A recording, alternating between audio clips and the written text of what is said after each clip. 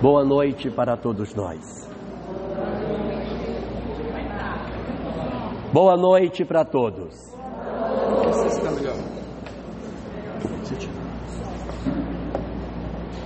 Hoje nós vamos conversar um pouco sobre um tema que, de certa maneira, é bastante conhecido de todos nós, mas a gente vai tentar trazer algumas informações que possam enriquecer, já que nós estamos só entre nós, não é isso, Ana, que assim que você me disse?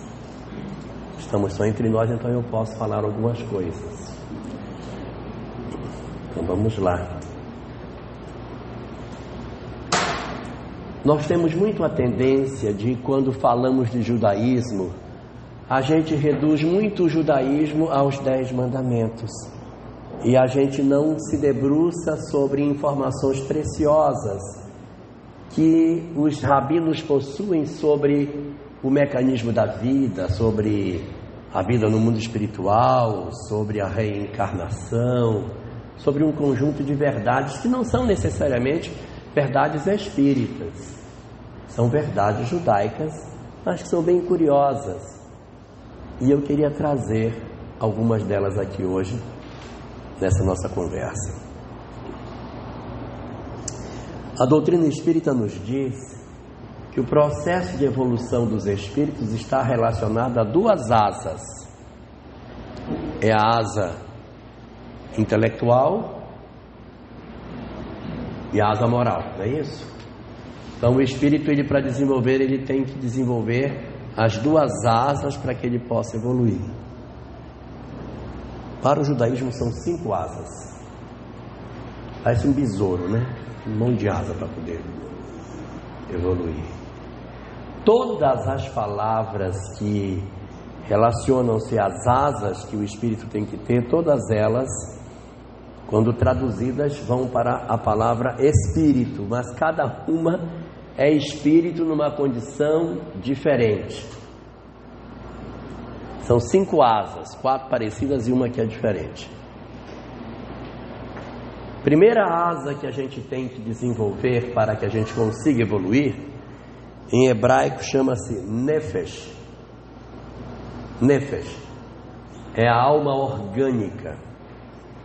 Eu não consigo evoluir se eu não cuidar bem do corpo. Se eu tentar progredir e não cuidar do corpo, eu fico preso pelo Nefesh. Aí eu tenho que reencarnar para resolver o Nefesh. É aquele cuidar do corpo e do espírito que Jesus deixou para nós. A segunda asa que o judaísmo diz que a gente tem que ter chama-se Ruach, inteligência. É a alma intelectual. Seria aquela asa intelectual que a gente tem que ter, a asa que a gente precisa desenvolver dos aspectos intelectuais. A terceira asa que a gente precisa ter, em hebraico chama-se Neshama. Neshama é a alma moral, são os aspectos do desenvolvimento da moralidade do homem. É a nossa asa moral, é o Neshama. Tem uma quarta asa chamada Yeridá. Yeridá é a alma no mundo espiritual. Eles dizem o seguinte: se durante a existência eu tiver uma vida muito regrada, for muito disciplinado, fizer tudo direitinho, não é porque eu desencarnei que no mundo espiritual eu vou ser diferente daquilo que eu fui aqui. Eu tenho que, do lado de lá, continuar sendo um espírito disciplinado.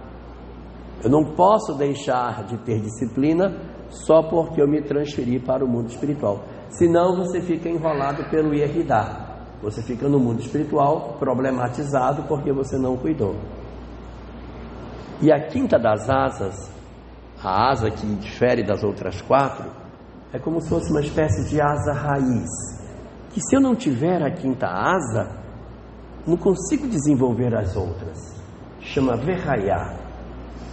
Conexão com o divino, conexão com o sagrado. Não adianta nada eu cuidar do corpo e não ter conexão com o divino. Não adianta nada eu cuidar do intelectual se eu não tiver conexão com o divino. Não adianta nada eu ter desenvolvimento moral se eu não tiver conexão com o divino. Também não adianta nada eu no mundo espiritual ser alguém extremamente desenvolvido se eu não tiver conexão com o divino. Quando a gente toma as cartas de Paulo, que diz assim: ainda que eu falasse a voz dos anjos e dos homens e não tivesse o amor, nada seria. É esse verraiá, é essa motivação interior, é essa chama que nos motiva a fazer as coisas pela conexão com o sagrado e com o espiritual. Então, nas leituras que os rabinos fazem sobre esse processo de desenvolvimento dos espíritos, não são só 2, são 5 asas que a gente tem que cuidar para que a gente consiga de fato promover a nossa transformação. E o judaísmo é muito curioso porque tem muitas informações muito preciosas dentro do seu texto, e eu acredito que todos saibam que a Torá, o livro de Moisés, ele não é lido como um livro, ele é lido como um pergaminho. Ele é um texto só, tem um pedaço de madeira numa ponta, um pedaço de madeira na outra, e você vai rolando aquela madeira e você vai lendo o texto. Então, quando você quer ler o começo, você rola todo o texto para um lado. Quando você quer ler o fim, você rola todo o texto para o outro. E para guardar, como é que a gente guarda? Eu não posso guardar o texto torto, não posso botar, terminou a leitura, pega o rolo e bota para guardar com um pedaço maior que o outro, senão vai ficar desequilibrado para carregar. Então, toda vez quando você vai guardar, você tem que ir para o meio da Torá e guardar bem no meio dela, para que você consiga guardar exatamente no ponto que você deveria ter. Como é que eu sei que eu estou no meio da Torá? Tem um versículo que a gente rola procurando até achou, está aqui, ó. Livro de Levítico, capítulo 19, versículo 18. Amarás o teu próximo como a ti mesmo. Todas as vezes que um judeu guarda a Torá, ele tem que levar para esse ponto. Toda vez que a Torá é tirada do armário para ler, quando ele abre, o olho dele bate em cima desse versículo: amarás o teu próximo como a ti mesmo. Porque isso, para a leitura que os judeus fazem, é muito importante para que eles consigam se apropriar dos conhecimentos que se possa ter. Vários rabinos foram muito enfáticos em dizer que esse versículo, amarás o teu próximo como a ti mesmo, era o mais importante, que o resto era só comentário. Então você vai encontrar ali muitas informações muito preciosas sobre todas essas questões. E quando a gente consulta o Evangelho de Lucas, no capítulo 10, a gente vai encontrar um diálogo de Jesus com o doutor da lei. Lembram? Ele aparece e pergunta: mestre, o que devo fazer para alcançar a vida eterna? A vida eterna, no conceito judaico, é ficar do lado de lá sem ter que voltar para cá, ou seja, não precisar mais reencarnar. Ou seja, vencer o Nefesh, o Yehidah, o Verraiá, todos, o Ruach e o Neshama, todos os 5. Tem que vencer as 5 asas. Se você conseguir vencer as 5 asas, você está liberado. Então o doutor da lei vai e pergunta para Jesus: mestre, o que eu devo fazer para alcançar a vida eterna? E Jesus devolve para ele com uma pergunta: o que está escrito na lei? Como é que tu lês? E o o doutor da lei, que vai responder essa pergunta para Jesus, ele responde baseado em 2 versículos da Bíblia. Um de Deuteronômio, capítulo 6, e outro estava no Levítico, no capítulo 19. Ele diz: amarás o Senhor teu Deus de todo o teu coração, de toda a tua alma, de toda a tua força, de todo o teu entendimento, e ao teu próximo como a ti mesmo. Lembram disso? Por que ele disse isso? Por que ele disse: amarás o Senhor teu Deus de todo o teu coração, de toda a tua força, de todo o teu entendimento, de toda a tua alma. Por que ele diz isso? Se a gente for pegar na sequência que está lá no texto, forma a palavra café lá na sequência. De todo o teu coração, de toda a tua alma, de toda a tua força e de todo o teu entendimento. Se ninguém percebeu, essas são 4 asas para a libertação. De todo o teu coração é de todo o teu sentimento, é de todo o teu neshama. De toda a tua alma é de toda a tua história como espírito que és, todo o teu yeridá. De toda a tua força é o teu nefesh, e de todo o teu entendimento é o ruach. Então aqui é uma conexão com os esforços que o espírito precisa fazer para vencer aquelas 4 asas. E o verraiá é a consequência de todos eles, na medida em que você faz essa conexão. Então, esta ligação com Deus, essa capacidade de nós amarmos a Deus, é um fator essencial para o trabalho que a gente precisa fazer. Então, por isso que ele vai apresentar que é amar a Deus de todo o teu coração, de toda a tua alma, toda a tua força, todo o teu entendimento. E depois ele vai no outro canto do texto, lá no livro de Levítico, no capítulo 19, e traz um outro item para ele, dizendo: amarás o teu próximo como a ti mesmo. Versículo conhecidíssimo dentro do judaísmo, que muitas vezes a gente pensa até que é cristão, mas não é. Esse versículo ele é judaico. Foi Moisés que colocou esse pensamento: amar ao próximo como a si mesmo. Só que havia uma grande indagação nessa época.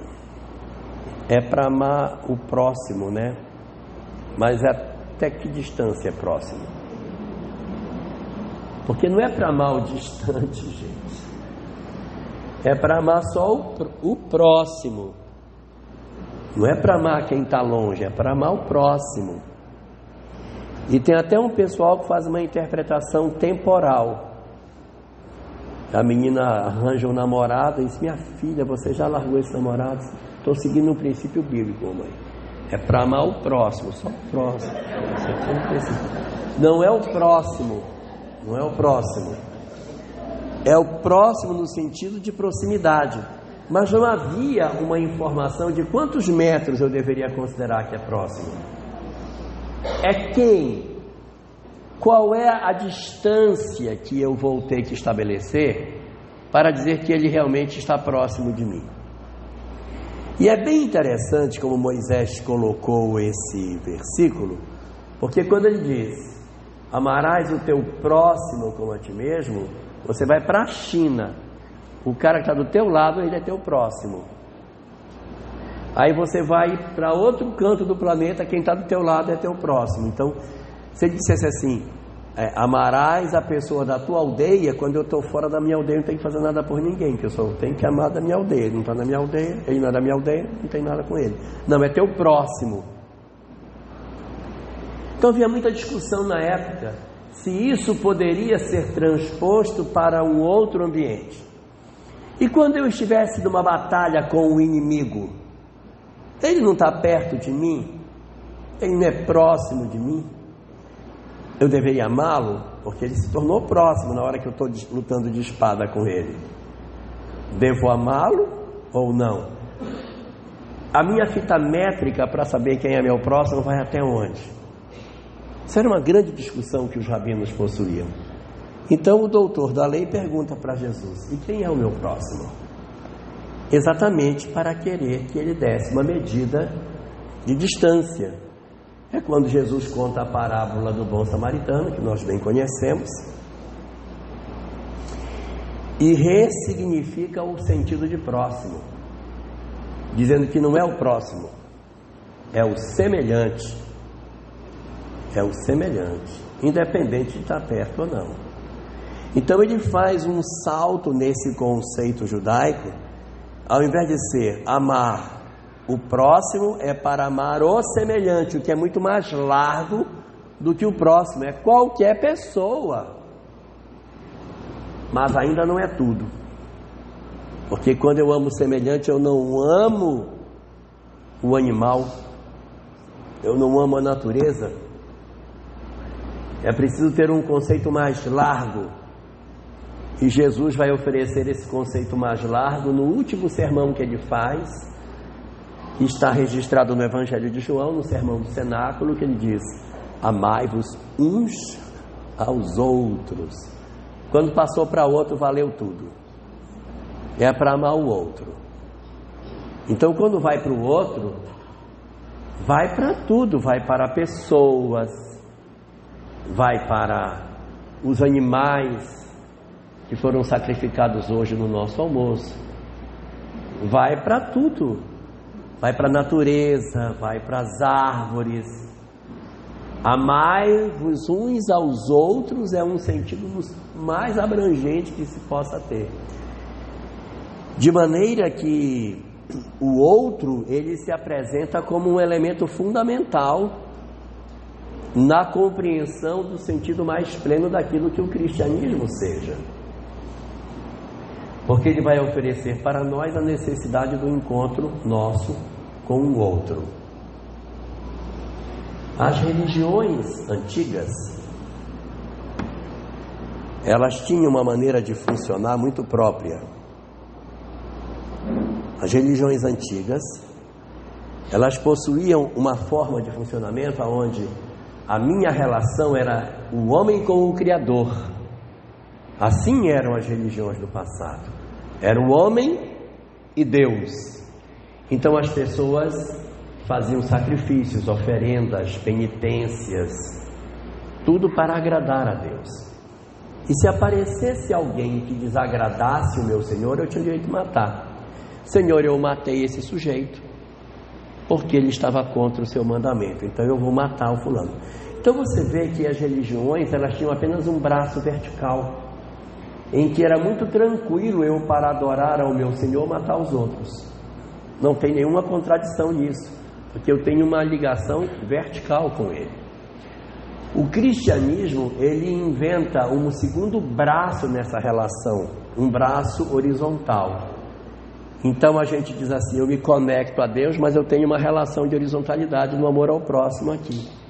O amai-vos, amai ao próximo como a ti mesmo, amai-vos uns aos outros como eu vos amei, é um braço horizontal, de tal maneira que para o cristianismo não é razoável dizer assim: eu matei fulano que ele não acreditava no que eu acredito. O cristianismo não admite o ódio. O cristianismo não admite a violência. Ele não admite, na estrutura do seu pensamento, a violência, a agressão, o ódio, o não perdão. Então é uma forma completamente de pensar a relação do homem com o Criador, porque a relação do homem Criador no cristianismo pressupõe amor ao próximo também. Não dá para pensar cristianismo sem amor ao próximo. Mas nós somos tão complicados, nós somos tão difíceis, que a gente conseguiu arrancar esse braço horizontal do cristianismo. E depois de um certo período, a gente chegou a dizer: não, isso aí não está muito certo não, vamos rever isso. E nós criamos um processo de perseguição em nome do cristianismo, em que a gente passou a matar, perseguir, torturar, em nome da mesma doutrina que dizia: não pode odiar. Você realmente não pode, mas no teu caso eu vou fazer uma exceção, você vai morrer. Então você vê que a religião, a proposta do cristianismo, era que não existisse apenas um braço vertical, mas existisse um braço horizontal também. E os homens vieram e arrancaram esse braço e deixaram só o braço vertical, que sempre existiu nas demais religiões, negando de certa forma esse princípio extraordinário que Jesus nos legou, da necessidade de nós amarmos não só o próximo, como amar ao semelhante, ou mais propriamente amar ao outro, realizar um trabalho de amor às outras pessoas. O cristianismo, portanto, ele vai oferecer um avanço extraordinário na relação do homem com o Criador, por ele trazer como princípio basilar a ideia de que eu só estou pacificado com o meu Senhor se eu resolver os meus problemas com os meus irmãos. Isso é muito novo, porque isso é muito comum nas outras doutrinas que não são cristãs. E as pessoas têm até chancela para matar o outro quando ele não concorda com o que você pensa espiritualmente. Até agrada ao seu Deus você sacrificar alguém que pensa diferente. E já com o cristianismo isso vai mudar de forma muito forte. Só que na hora que os homens tiraram esse braço horizontal que era importante na relação do homem com o outro homem, quando se tirou isso, automaticamente nós ficamos muito fragilizados e a religião passou a perseguir pessoas, a torturar, matar, e isso deu origem aos movimentos que tentaram destruir os aspectos religiosos no Ocidente. Por que motivo tem essa preocupação toda de desconstruir a religião? Não é de graça, porque durante muito tempo a religião perseguiu o conhecimento científico e por esse motivo, então, o troco para tudo aquilo que a religião fez foi agora ela experimentar um processo de perseguição pelas próprias perseguidas do passado, que são a ciência e a filosofia. Então não é de se estranhar o que a gente observa hoje no Ocidente, toda essa movimentação de desconstrução dos valores espirituais que a nossa sociedade sempre cultivou ao longo dos séculos. Só que no centro dessas discussões que tentam fazer a desconstrução dos valores espirituais, no século XIX, é quando a gente vai vir surgir a mensagem que a doutrina espírita nos trouxe. É uma mensagem que vem para resgatar os conhecimentos que haviam ficado esquecidos, perdidos dentro desse cenário de materialidade que a nossa humanidade vai experimentar no século XIX. Então ali a gente vai observar uma reconstrução do pensamento cristão, uma reedificação das verdades espirituais que Jesus havia deixado e que foram de certa maneira esquecidas. E entre as grandes verdades trazidas por Jesus, uma que havia ficado profundamente abalada com os avanços do pensamento do homem do Ocidente eram as questões referentes ao amor. O amor havia perdido força, o amor havia perdido sentido quando se observava que o amor muitas vezes era interpretado como fraqueza, como se fosse passividade, como se fosse um instrumento que permitia a opressão e uma série de fenômenos que aconteceram ao longo da história. Então se propunha muito o não amor como uma estratégia de tentar solucionar os problemas estruturais que a nossa sociedade possuía. E é aí, nesse momento em que a nossa humanidade está tentando redesenhar o sentido de como os homens devem se relacionar, criando um novo paradigma para que as pessoas se comportem umas em relação a outras, e que o amor está colocado à margem, que a doutrina espírita surge trazendo o amor para o centro das discussões.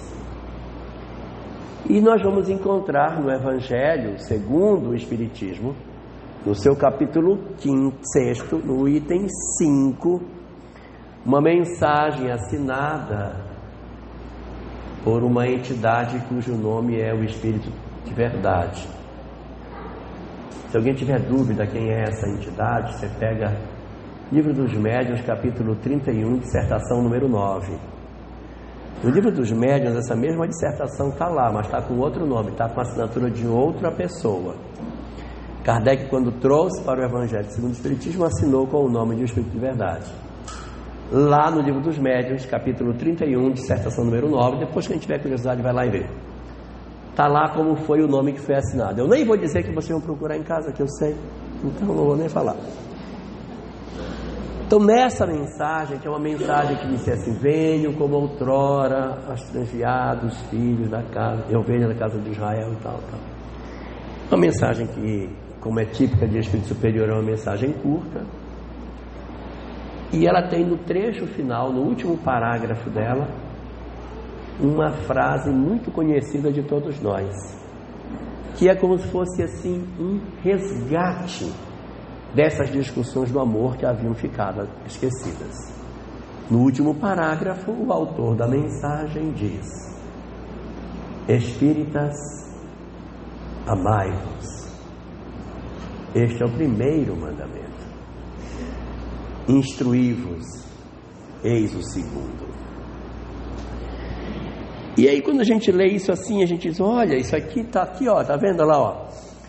Amai ao próximo como a ti mesmo, amai-vos uns aos outros como eu vos amei. Amai-vos é a sequência dessa mesma ideia, desse amai-vos que está aqui. É verdade, a gente pode realmente dar essa conotação, observando nesse amai-vos este sentimento que a gente precisa ter de busca de uns dos outros nessa grande ciranda que nós construímos a partir das relações que nós mantemos uns com os outros. E depois está dito: espíritas, amai-vos, espíritas, instruí-vos. É para amar quem? Então a pergunta: para amar quem? Isso é uma pergunta. É para amar quem? O outro. Espíritas, instruí-vos. É para instruir quem? E por que não pode ser o contrário? Por que não pode ser assim: espíritas, amai-vos e espíritas, instruí-vos? Por que a gente sempre lê que o amai-vos é coletivo e o instruí-vos é individual? E se os dois forem individual? Espíritas, amai-vos e espíritas, instruí-vos. E se os dois forem coletivos? Espíritas, amai-vos e espíritas, instruí-vos. Não tem resposta, porque no francês também dá na mesma coisa. A gente não sabe se é espíritas, amai-vos a vós mesmos e instruí-vos a vós mesmos, ou se é espíritas, amai-vos uns aos outros e instruí-vos uns aos outros, ou vice-versa. Não tem resposta para essa pergunta. Não tem resposta. Mas existem algumas dicas que podem ajudar a gente a decifrar esse enigma. Vamos voltar para o Levítico, capítulo 19, versículo 18. Amai ao próximo. Que mais que tem? Amai ao próximo. Então tem que amar a si mesmo. Então esse amai-vos tem a ver conosco, porque eu não tenho condição de amar ao outro se eu não amar a mim próprio. A grande questão é que esse amor a si mesmo não é aquele amor a si mesmo que às vezes a gente vê o pessoal hoje falando, quando diz assim: ai, fulano me deixou, mas eu vou lá perguntar para ele se ele não me quer mesmo. Aí a amiga diz assim para ela: ah, faz isso não, tu tem que te amar, tu tem que te amar. Não é esse se amar, não é esse se amar, é se amar num sentido espiritual que o verbo nos chama. E eu só consigo amar, Ana, aquilo que é importante. Ninguém é capaz de amar uma coisa que não tem importância. Então, quando eu digo que eu preciso amar ao outro como amo a mim mesmo, eu preciso aprender a me amar.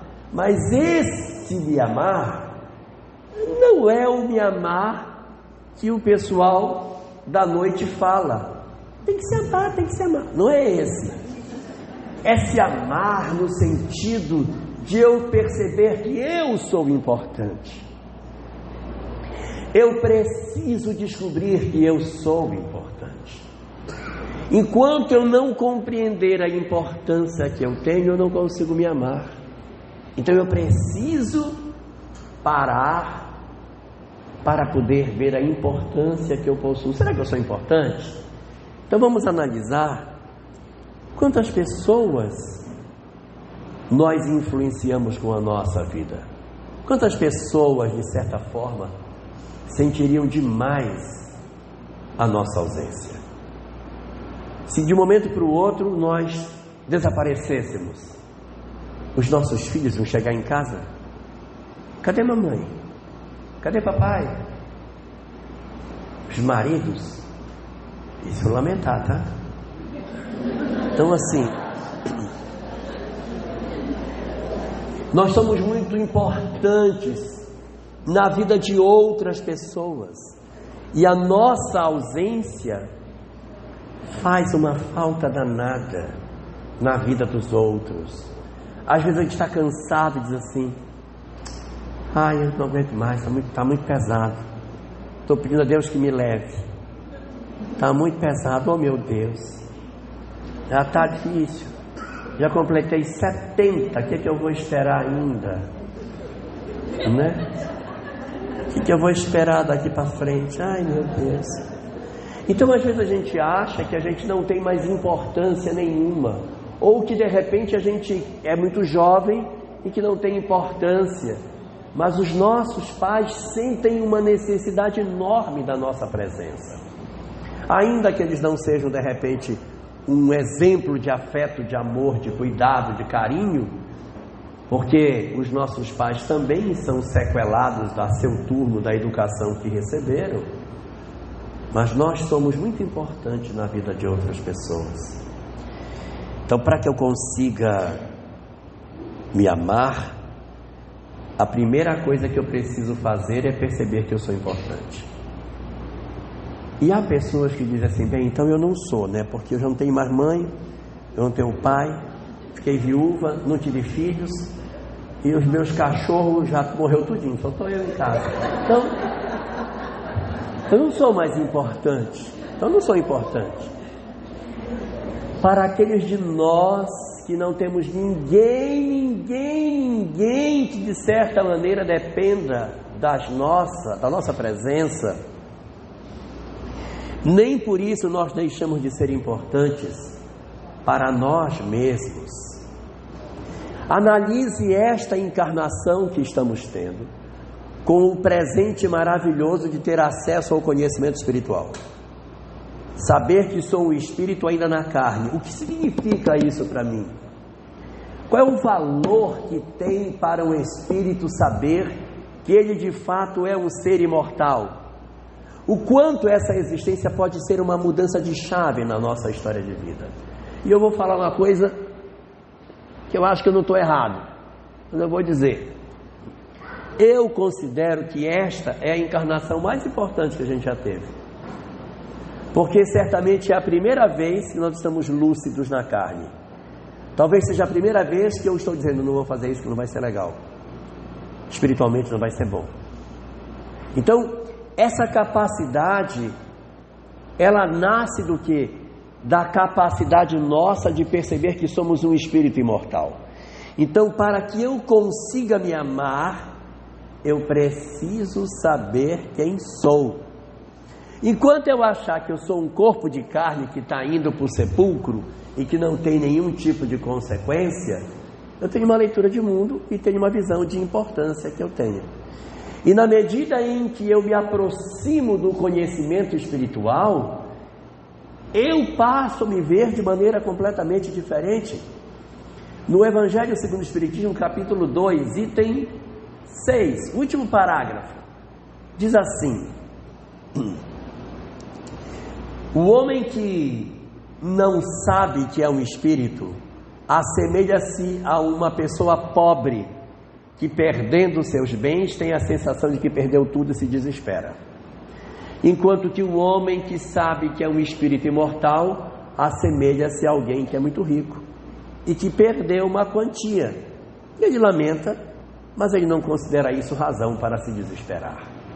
Então, o conhecimento espiritual, a capacidade de nós lermos, de compreendermos que somos espíritos, é muito importante para que a gente consiga mudar a nossa história de vida. Eu preciso, portanto, no primeiro movimento que eu preciso fazer, é compreender a minha realidade imortal que eu possuo. Na hora em que nós começamos a nos ler como espíritos, eu passo a ler o outro também como espírito. Se eu penso que eu sou corpo, eu acho que meu filho também é corpo. Quando eu descubro que eu sou espírito, eu vejo que meu filho também é espírito. Então, na hora de eu lidar com ele, eu vou lê-lo pela ótica que eu tenho. Então, eu tenho um filho, ele está envolvido com droga. A maneira como eu vou lidar com ele, tendo uma visão espiritual e não tendo, é completamente diferente. Se eu não tiver, você é um vagabundo, rapaz. Se eu expulsar você de casa, jogar você para a rua, e eu abandono, jogo fora, descarto a pessoa da minha vida. Mas se eu tiver uma leitura espiritual, eu olho e digo, ele é um espírito como eu. Ele me foi dado na necessidade de eu cuidar dele. Eu vou investir nele, mesmo que ele não corresponda. Porque o nosso objetivo não é mudar as pessoas. O nosso objetivo é mudar a nós próprios.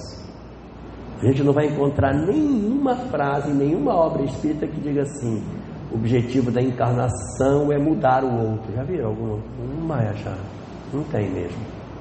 É sempre que o homem faça a sua transformação moral.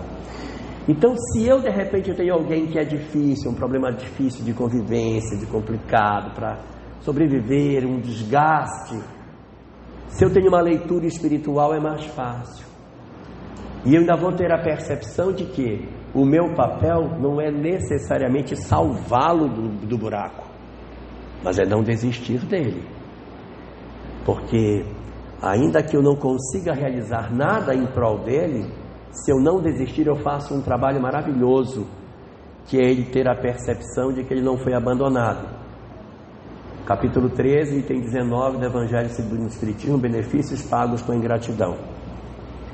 Se você não abandonar alguém, esse alguém que não foi abandonado, que foi refratário a todas as tentativas de resgate, no mundo espiritual vai dizer: como eu fui ingrato, recebi tanto e não correspondi. Então isso impulsiona o progresso dele. Mas se eu desistir do cara e disser: meu filho, você não tem jeito, você não tem mais jeito e por isso estou largando sua mão. Se você desiste de alguém, você automaticamente desacelera a evolução do outro, porque quando ele se perceber errado, ele vai dizer: eu dei errado porque até minha mãe me abandonou, nem minha mãe me quis. Não é que a gente vai trabalhar para dizer assim: terminei a existência e resgatei o menino. Pode até nem ter resgatado, pode ter resgatado, mas o importante é não desistir, que o papel nosso não é colher, é semear. Eis que o semeador saiu a semear. Então, nessa primeira etapa dessa discussão do amai-vos, é preciso que eu desenvolva um amor por mim, ao me perceber indivíduo dotado de uma condição de imortalidade, que caminha na direção da felicidade, que esse é o propósito da minha existência. É eu desenvolver virtudes. Quando eu ressignifico o sentido da existência pela ótica espiritual, eu tenho condição de fazer muitas coisas a partir daí. Muitas coisas. Então eu vou dizer: meu Deus, cada dia meu na carne é muito importante. Cada oportunidade que eu tenho de fazer algo, quando acordo de manhã, eu digo: me deu mais um dia, mais uma chance, vou fazer. Então eu vou olhar e dizer: olha a confiança que me foi depositada. Ao invés de olhar e dizer assim: meu Deus, olha o filho, Senhor, olha o filho que o Senhor me deu. Tinha tanto. Eu vou olhar e dizer: Senhor, o Senhor confiou ele a mim, porque eu sei que talvez os outros não tivessem a habilidade de poder lidar com ele. Obrigado pela confiança. Vou fazer o que eu puder. Não vou desistir, vou me esforçar, sem aquele desespero de que a gente tem que resolver a vida do outro. Mas quando eu me perceber como um agente transformador, Cezinha, quando eu conseguir descobrir que eu sou capaz de influenciar em outras vidas, e que essa existência ela é importante para mim, para que eu desenvolva os meus valores espirituais, meu Deus, eu vou me apaixonar por mim. Eu vou olhar para mim e vou dizer: Eu sou cheio de defeitos, mas eu tenho uma história linda para construir. Não estou com medo de mim mesmo. E sei que o meu Pai me ama com as imperfeições que eu possuo. E eu vou lutar para ser melhor. Eu vou tentar transformar a minha vida. Então, esse dom de nos percebermos dessa outra ótica faz com que eu desenvolva aí verdadeiramente o amor. Então, amai o próximo como a ti mesmo.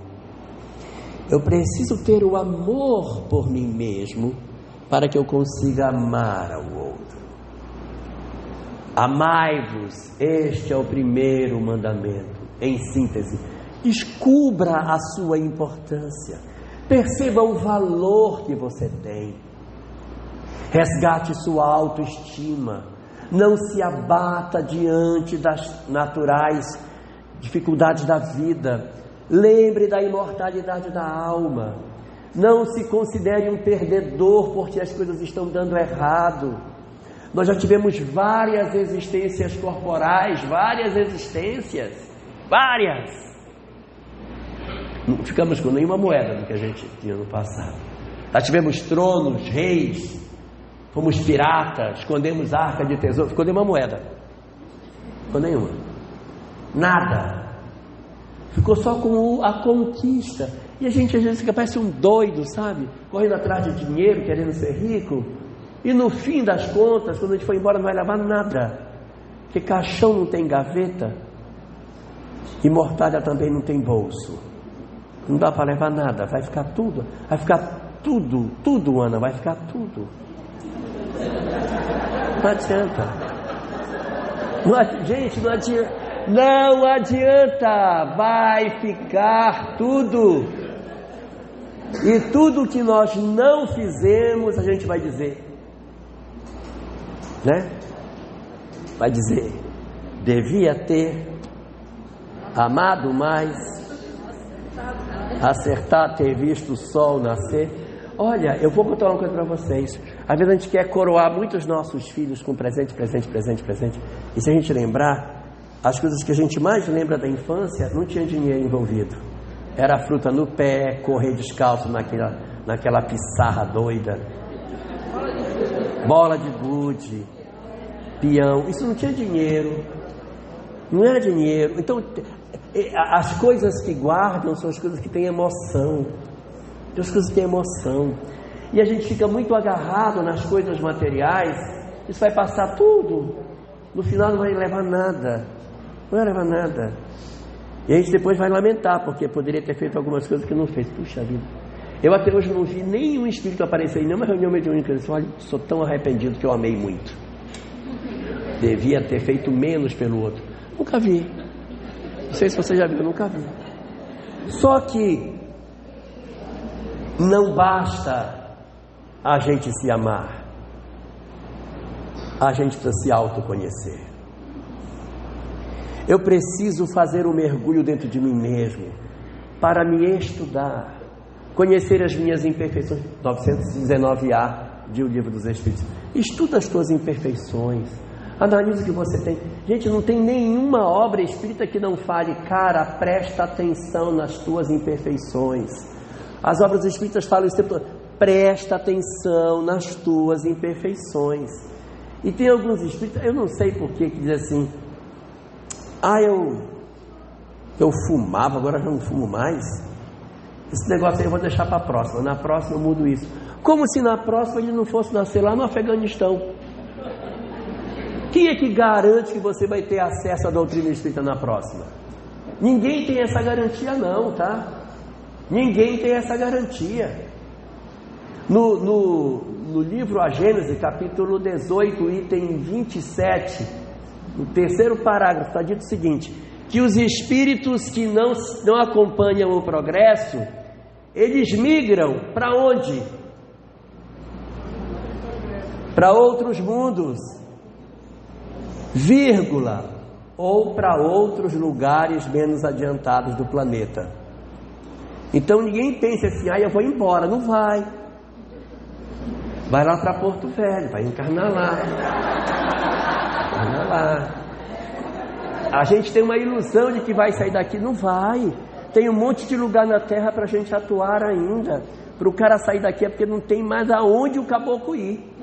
Onde ainda tiver, a gente não dá mais, põe mais ele para ali, põe mais para lá.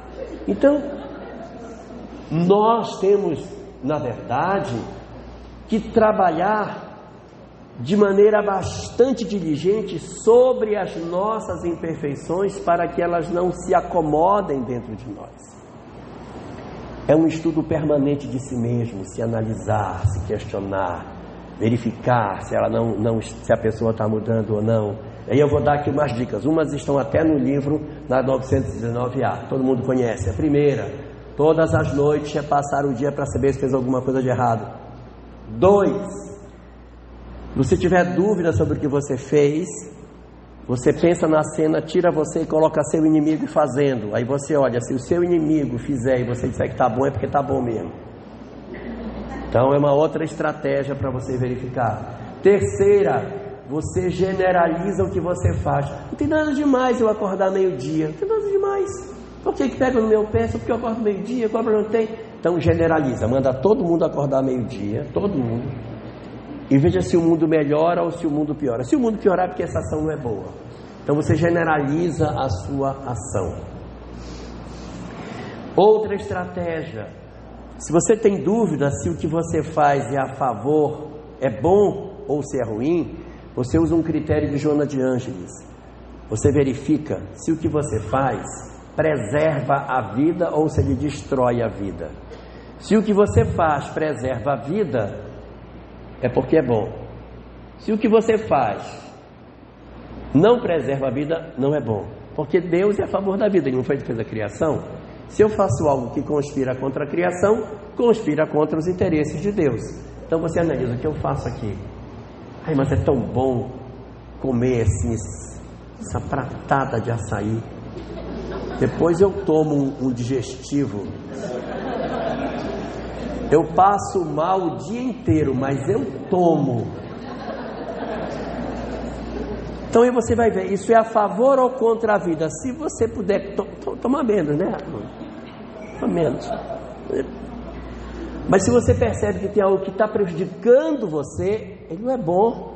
Se ataca a vida, não é bom. Aí eu tenho tanto ódio, não é bom.